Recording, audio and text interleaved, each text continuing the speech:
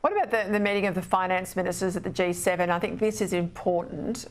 We know with the sanctions there's money being held, assets being frozen of a whole lot of the oligarchs and banks, the trading of central banks that's being held back. 300 billion, we're told, is sort of the number. Now, there was a debate that money could be given to Ukraine to finance its war against Russia. That was put into abeyance. It looks like that's back on the table to debate. Where do you think that's going to go? Well, Peter, I think the financial heft that Russia has that's held in other countries that are sanctioning it needs to be used to support Ukraine. This should be seen as a punitive measure against Russia where their wealth is used against them. And maybe it should be seen like a sovereign wealth fund for Ukraine. So all the interest that it earns supports Ukraine's fight. Good idea, because the only other option is to give it back to them. And of course, no one will support that until Ukraine's free. PsiQuantum, I'm very dubious about any process that picks winners for government, that hands away $1 billion to a mob in California. I think it worked it out to be about $2.5 million per job that'll eventually be based in Brisbane. But we find out today too significant links between PsiQuantum and Chinese academics or Chinese experts. Given how opaque this whole process has been, Michael, this concerns me a hell of a lot.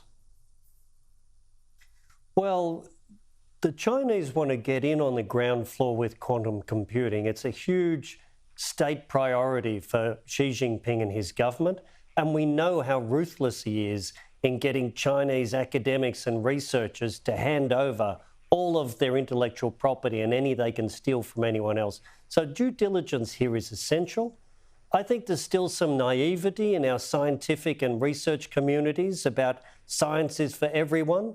If you live in China or you return to China and you have quantum computing skills, the state and the Chinese military and intelligence services will get hold of you. And everyone that's getting Australian government money needs to understand that. But also, if we're building a system from the ground up and we've got Chinese academics and others involved in that, how confident are we? It's a bit like a house being built and the foundations at the bottom are crook. How confident are we that down the track they haven't got sort of a backdoor way to get into the system to find out the information we're putting through the system, our quantum computing system when it's up and running? I mean, that would be my fear.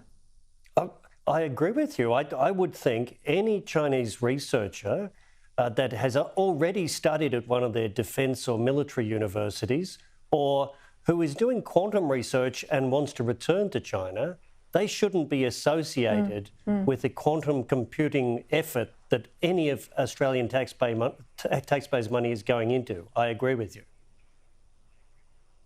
Now, I'm sure you weren't shocked this morning. You know your stuff. I wasn't shocked because I was there for the mop-up that had to happen afterwards. But everyone out there in the real world knows now that from 2009 to 2012, when Labor was running the show, we had basically no submarines that we could put to water to defend ourselves. This is a national crime.